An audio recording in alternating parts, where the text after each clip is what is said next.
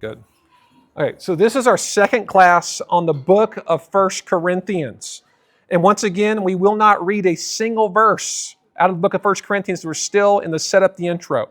So last week, if you were here, I talked about the planting of the Corinthian church. Now, if you do want to, you can open up your Bibles to chapter 18 of the book of Acts. We'll touch on that at one point. But right now, we're going to talk more about Corinth itself as a city, a little bit of its history, the geography of it that made it such a strategic place in that part of the world. So if you want to, you can open up your maps on your phone and just type in Corinth, Greece. Like I said, I wish I had visuals here so you can do that, but it'll help to explain.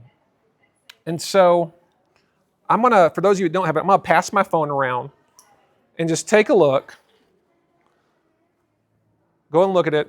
Notice that little tiny strip of land that connects the peninsula. That's the Peloponnesian Peninsula, is what it's called. And you see that little tiny strip of land? At the very tiniest point of that, it's called an isthmus, which means neck in the Greek. That little neck of land, that's exactly where Corinth is. And so Corinth was in that little tiny part of the isthmus. It was only about 4 miles wide. So it was a land bridge that connected the Peloponnesian Peninsula to the rest of the mainland. And so this is very important in the ancient world. Shipping in the Mediterranean, think of it this way. Mediterranean's like Spain, France, Italy, Greece, and then you get into like Lebanon, Syria, Turkey, that area, and then you have North Africa, Egypt, what's today is Libya, Tunisia, Morocco. I could be forgetting a country, I don't know. But there, most of the world's shipping happened at that place. It was very interconnected because the Roman Empire controlled that whole area. So you'd get cotton from Egypt. You would get wine from Italy.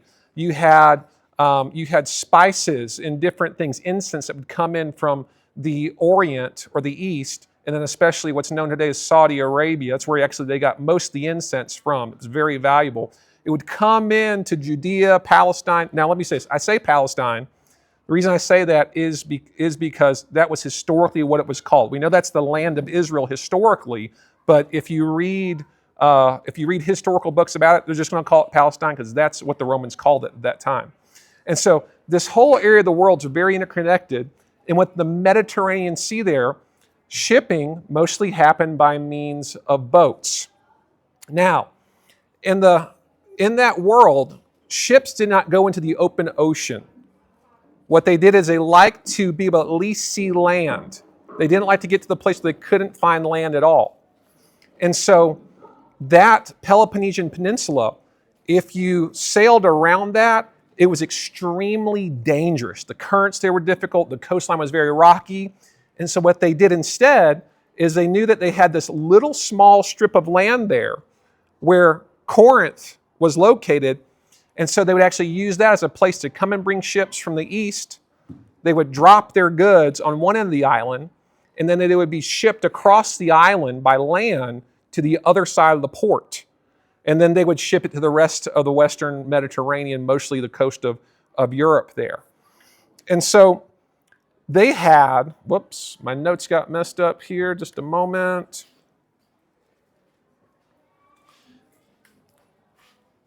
And so they had what was called a diolkos. The diolkos, you can actually see pictures of this. It was a small road that had ruts in it. Think of it like an ancient, closest thing you think to is like ancient train tracks. So it was made for carts that their wheels would be in that little rut, and they would push them along, generally by manpower, across that 4-mile stretch to the other port. And so they would take small ships actually and transport them on that, or different goods and transport them on that, and they'd load them up on other cargo ships to take across the other side. And so this is a busy, bustling place, one of the most important port places in the ancient world. And so the two ports, you had one on the Gulf of Corinth called Lycaon, and then on the Saronic Gulf on the east side, a place called Centre. I'm sure I'm butchering the pronunciation of this. And then overlooking the city was this very, very steep hill called the Corinth. It was about 2,000 feet high, or 575 meters high, and it was like a natural fortress to the city of Corinth. So you had the strategic positioning of this city on the small isthmus. Remember, isthmus is a small stretch of land, like a neck of land, that connects a peninsula to the mainland. You also had this naturally high wall. You see pictures of it. It looks incredible. It's like a big cliff almost. And so you had natural protection from invading forces, at least from that standpoint. And so this made Corinth into a very wealthy town, like a boom town. You know, if you had a place, let's just put it this way, if there was a place in South Africa where they found maybe a new deposit of gold, or they found oil, and there was not much there, very quickly, because of the wealth generated out of that place, you'd have businesses, shops, different things to support the local growing population there. And so it became a place where you could go as an entrepreneur or a business person, take the risk of setting up shop, and if you do well, you can make a lot of money. And so we can see how strategic this place was. Now, Corinth is actually kind of the tale of two cities. So you have ancient Corinth, which was Greek, and then you have the Corinth that Paul lived in that was very much Latinized. And so the Romans, you know what language they spoke primarily? They spoke Latin primarily. Now, Greek, as I said last week, was generally the language of commerce. It was a language of higher education. It was a language that generally most everyone spoke as a second language. I compare it to English. Most places around the world, especially if they have any kind of sophisticated economy, English is at least the second language. So Greek in that world, especially what we call Koinonia Greek, that was the English of their day. And so in 146 BC, the Roman general Lucius Mummius, he destroyed Corinth because it rebelled against the Roman Empire. They burnt the city to the ground, and the population that was left over was either killed or enslaved. The only original Greeks to that city that would have existed would have been peasants, the poorer people that were in the more rural areas. They probably would have been left behind. And so in 44 BC, Julius Caesar, because of the strategic importance and location of Corinth, he actually ordered the city to be rebuilt. Now, let me say this. Have you ever heard the term in movies or television shows called an Easter egg? Okay, so an Easter egg is something that's implanted in the movie earlier on, or it's implanted in a TV show early on that you're supposed to grab your attention but be mysterious, but it's going to explain things in greater depth when you get to the rest of the season of the show or later in the movie. In this teaching, there's a lot of Easter eggs in here. I'm very tempted just to teach it out of Scripture, how it applies to us, but pay attention to this, because as we get into the actual text of 1 Corinthians, this is going to help make certain mysterious passages make a lot more sense, and also in other studies. So Julius Caesar, he refounded Corinth as a Greek colony, or what they would call colonia. And so colonias were a very specific type of place. They would send their generally freed people, so people that were slaves but gained their freedom, Roman veterans of war, and traders. And so the goal of a colonia was that place would be set by people who already carried the culture of Rome. They were then to turn that city into a Roman city, and the goal of a colonia was to become a place that was so much like the homeland of Rome that if Caesar came there, he would not feel like he was in a foreign place at all.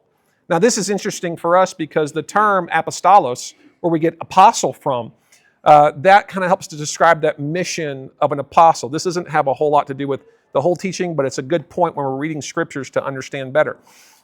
Jesus is borrowing this term, in a sense, from what was already established within the culture in that day. So us as Christians, our goal is when we go into a place to create an atmosphere, a space that is likened to the kingdom of heaven. Remember, Jesus said to pray, your kingdom come, your will be done on earth as it is in heaven. So part of our goal here is we want this space, this place, to become like the kingdom of heaven, where when the king shows up, he feels comfortable.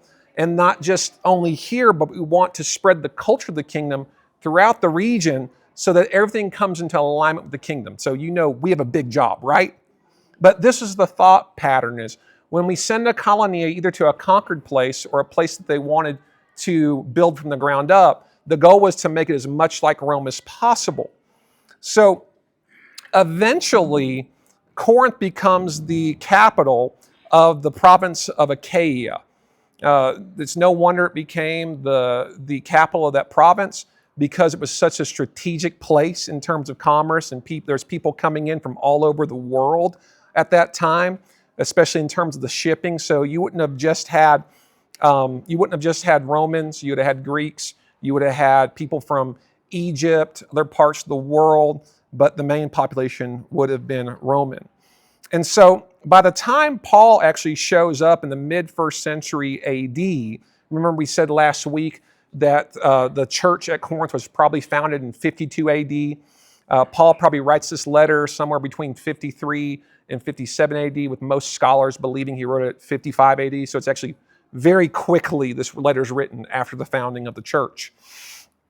And so you have this diverse population there. Again, we also have with the quick gaining of wealth, you had a society that was what we call very stratified. That means that there was a wealthy elite that was present, and then you had a lot of poor people as well. So in terms very deep, it was large, and we'll see this affects the church actually. And so you had, like I said, we had freed slaves that helped found the city. We had traders. We had Roman veterans. There were slaves there as well. Now, when we think of slavery in this period of time, it's not the same as slavery in near modern history. It wasn't based on race, and it generally wasn't permanent. People actually would sell themselves into slavery as a means to get out of financial trouble. And so you could, if you found yourself in a situation where you were high in debt, or maybe you had no family to support you, you sold yourself into slavery, and you did get paid a little bit for that actually. And so you could save up what you made.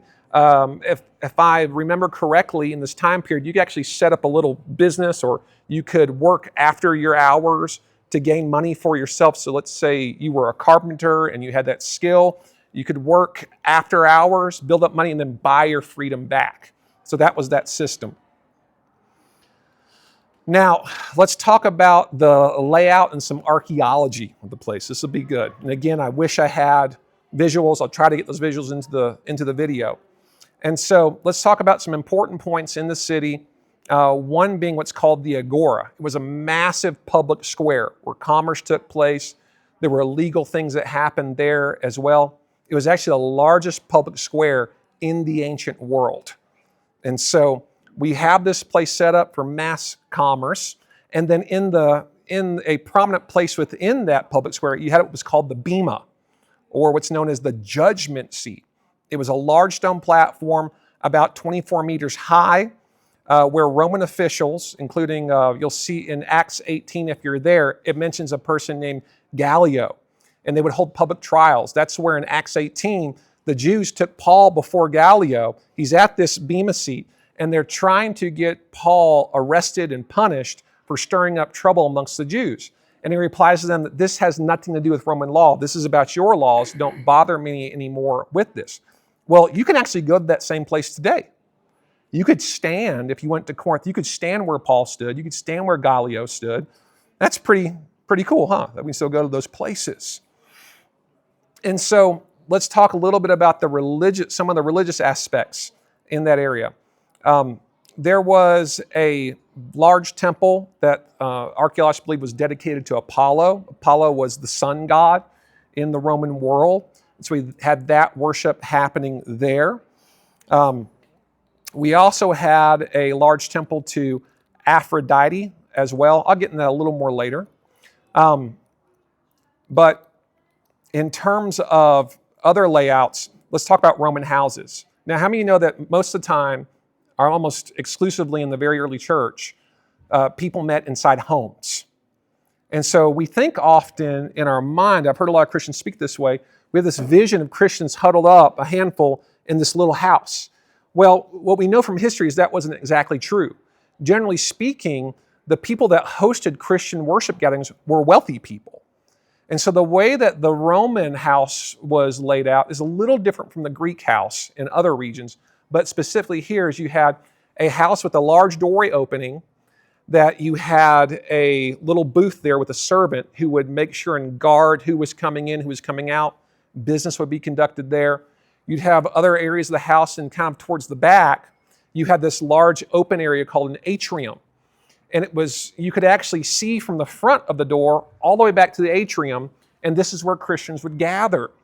And so you could actually look in by way of the street and see what was going on in there. And in Roman homes too as well, you didn't have that front door shut during the day. You would literally leave it open. So think about here, that air conditioning is not very prevalent. So in the morning when it's cool, you want to let all the air in, right? To cool down the house so that during the day you have airflow. At night, if you wanted to keep heat in, you'd then close that front door. And so this is an open living type space that was very public when that front door was open to people on the outside. And so, speaking to the fact that we had very wealthy people in the church, there's an important person named Erastus. Now, Erastus is mentioned in Romans 16, verse 23, and also bear in mind that Paul wrote his letter to the Romans while he was in Corinth. This is important to think of. And so, in chapter 16, verse 23, he says, he's giving a kind of a farewell greeting to the church at Rome.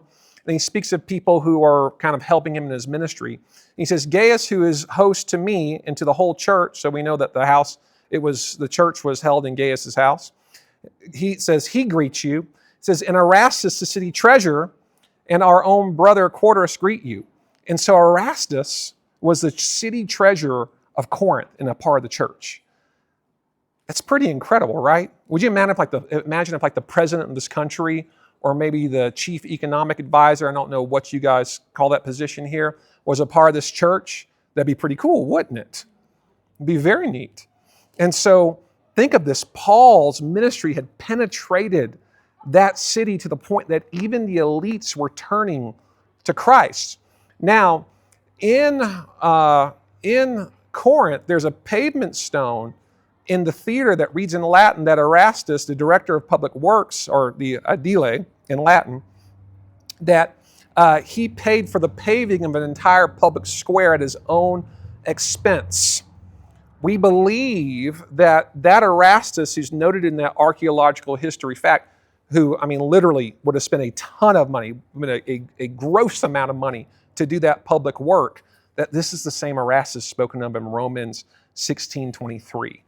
So think about that. You would have had in the church someone as high of an official as that, and you would have had actual slaves as well in the church too. It's very important to keep in mind as we speak to other portions of Scripture. Now also, in Corinth today, there stands the ruins of a Jewish synagogue that doesn't date back to Paul's time. It was rebuilt a few centuries later. But the practice of the Jews in the diaspora, so diaspora means people that lived outside of Judea. Their practice was that when they bought a piece of land, they built a synagogue. If they wanted to remake it, they didn't leave the land. They needed to knock down, and they would rebuild again. So again, today, you can actually go to Corinth to that synagogue site, and you could stand in the very place where Paul preached the gospel to the Jews in Acts 18. Pretty amazing, isn't it? I love that. I'm from America. We don't have anything near that old. If you go to a cemetery in America and you see graves from the 1600s, you're like, oh my gosh, this is so old. If you look at a church that's like 200, 300 years old, you're blown away. And so when I go to other nations, like I'll give you an example. I was in Korea, and my wife was with me, and I believe the palace we went to was 2,000 years old, roughly. Anyways, I'm blown away by that kind of history. I think it's really cool. Let's talk a little more about some of the economics of Corinth. Corinth had, obviously, in the bazaars there in the public square, a lot of shops. And one thing that Corinth was known for is creating high-value bronze. The bronze they created actually had gold and silver into it. It was like a bronze alloy, but it was actually worth more than gold. Such a high-value added product. And so let's get into some of the religious and cultural practices while we still have time here. Is there any questions so far? Am I going too fast? Soaking it in? Okay, good. Is this at least interesting to you guys? Believe me, it'll help us to read Scripture a lot better, understanding some of these things. And so as I mentioned, there was a temple to Apollo there. But also, the city's patron goddess was Aphrodite. And Aphrodite, she was a goddess of fertility and beauty, and was the city's patron goddess. So this is the main god of the city. So I want you to think, back then, the Roman Empire, they had a very supernatural view of the world. They believed that their prosperity depended on their ability to satisfy the gods. And so each city would have a patron god or goddess, and it was a public issue that everyone participated in worship to that goddess. The only people that were left out were the Jews. And so at this point in time, the Christian church lived in this status where it wasn't quite Jewish, but it definitely wasn't pagan. And so they got to, at this period of time, borrow on the exception of the Jews in terms of participating in that worship. But this is something that so whoever was the head of that city, probably the proconsul, which would kind of be like our, in a sense, mayor or governor, he would actually be the one leading the sacrifices and worship services to these gods. It was the elite Roman citizens who in any space would participate in this worship and lead this worship of these gods. It was a position of great honor. And so we have from, I think it was, I forget the name, I don't know why I'm written down, Strabo, sorry. Strabo was a Greek historian and geographer. And in the first century, kind of in the first century BC and AD, he wrote about the temple of Aphrodite. He said that the temple employed up to 1,000 temple slaves, prostitutes. And so that's a lot of temple slaves and prostitutes. It's an incredible amount. So big that most historians actually question that. And so have you ever heard the term, speaking of pagan societies, the term of a temple virgin? All right, so they had a position called a temple virgin. And so a temple virgin was a woman who would be unmarried, and she would be unmarried because she was considered married to the god or goddess that she served. They're in that kind of covenant. A lot of women, they got into that profession because it was one of the only ways in the ancient world that women could gain independent wealth. If you had a business as a woman or you're a great business person and you were married, that wealth went to your husband. It's considered his. And so women found this as a way of freedom. But they were temple virgins. Didn't mean they were actual virgins themselves. They were temple prostitutes largely. And so what you would do as a worshiper of the goddess Aphrodite, if you were a man, and there were actually male prostitutes in there as well, is you would go in and you would pay to have sexual relations with this person as an act of worship. To them, in their day, that temple prostitute represented a physical place of union with that god. And so you'd go in and you would have those sexual relations as an act of worship with them, and you felt the belief was that you had a closeness with that god to them, and you were contributing to the welfare of the temple. Aren't you glad we don't have these systems anymore? It's pretty bad. That was the ancient world. And so this actually gave rise to an ancient proverb that says, not every man is able to make the voyage to Corinth. Because remember, a lot of traders, a lot of sailors went through there. And Corinth was known as a city of great vice, great wickedness. And so I'll get into this a little more here. But the point they're making that proverb is sailors would come in, traders from around the world, they'd have money from doing trade, and they would end up spending and squandering a lot of their earnings at these temples with the prostitutes, getting drunk, partying, doing other things. So I don't know what the comparison is here in South Africa, How many of you ever heard of Las Vegas? It's called Sin City for a reason. There you have gambling, you have legal prostitution, you have all kinds of partying. Corinth was like the Las Vegas of the ancient world. It's a big time party place. And so a lot of temptation there. There was also the temple to the god Asclepius. Again, these names are hard to pronounce. But he was a god of healing. And so what people would do is they would go into this temple and there would be clay pottery body parts there. And so in that place they had, when they excavated it, they found 44 limbs or lower limbs, legs or feet that were there, 125 hands, 65 breasts, and 35 male private parts. And so what you would do is you go to that temple, you would take one of those, you would stay at the temple overnight and pray that you'd have a dream or some sort of vision or visitation where the God would come to you so that you'd know that that part was healed.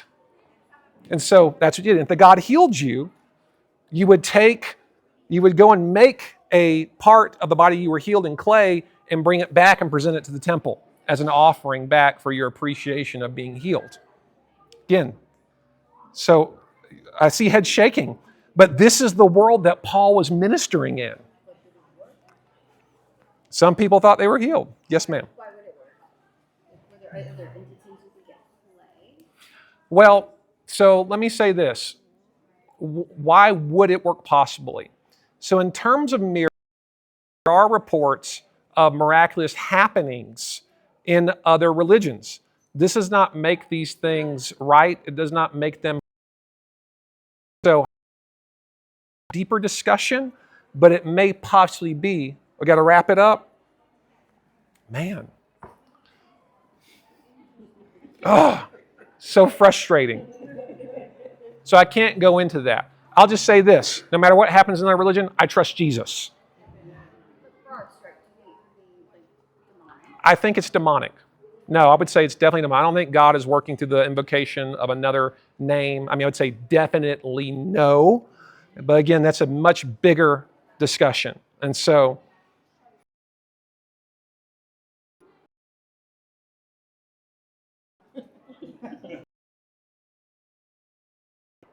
oh, okay. All right. So, as I said before, also, it was a Roman city, so everything was changed, this new rebuilt Corinth, to look Roman. At that point in time, there was a rising of the cult of the emperor. This wasn't accepted in Rome proper, but in the eastern part of the Roman Empire, which Greece would be included, there was already a tradition of worshiping rulers as gods. And so you actually had you had statues to Augustus. You had statues to I forget the other emperor. Oh, sorry, Tiberius and Augustus, and they were dressed in a way what's called the capite velatio, which was the ritual toga, where they would actually take part of the toga and put it over their head, and that toga over the head represented them as a priest as well as a ruler. And so when they were doing their rituals or doing their sacrifices, the men would cover their heads, they would perform the sacrifice, and they'd open up the animal they sacrificed, lay out the entrails of the animal to discern the omens that they believed were there. And so they would look at the liver, they'd look at different body parts and say, oh, this means we should go to battle, or this means we're going to have a prosperous harvest, or this means don't go to war. That's how they did these things. And so the cultural reputation of Corinth in Greece was that it was a place of vice, as I said. They would actually use it as kind of a slur term. So if someone lived that way, they'd call them a Corinthian. Or if a city was turning that way, they'd say that you're Corinthianizing our city. Also, women wore what was called a palla, which was a shawl, a head covering, and that represented that they were married. And so for a married woman to go outside without her head covered was extremely, it was extremely taboo. It was a really bad social sign as far as that goes. In fact, it was such a serious thing that if a woman, according to the law of Cyprus, and we know this from history, this probably could have been a law everywhere, but if a woman was caught in adultery, not only would they take her head covering, but they'd shave her whole head, okay? And that was a sign to everyone in that culture that she was an adulteress, and she would be forced from that marriage and actually made to be a prostitute. And so the head covering for the woman was a sign of, it was a sign of morality. It was very important. It was akin to a wedding ring today. So how do you know I'm married? I have a wedding ring. How do you know my wife is married to me? She has a wedding ring. And so the toga for the men, it signified that they were a Roman citizen. So Paul was a citizen as well. And especially that veiling on their head was important to mark them as high status, high society. And it is 10:35, and I can't believe I get to go through this. But any questions? Well, let me. I have just a couple more lines left.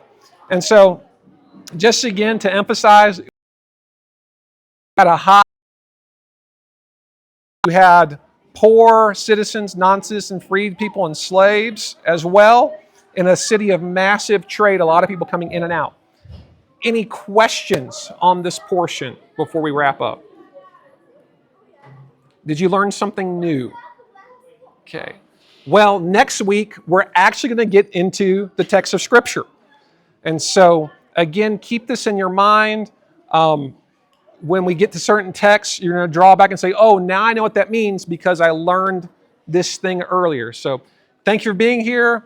Look forward to seeing you next week. We'll actually get into 1 Corinthians, so have an amazing service.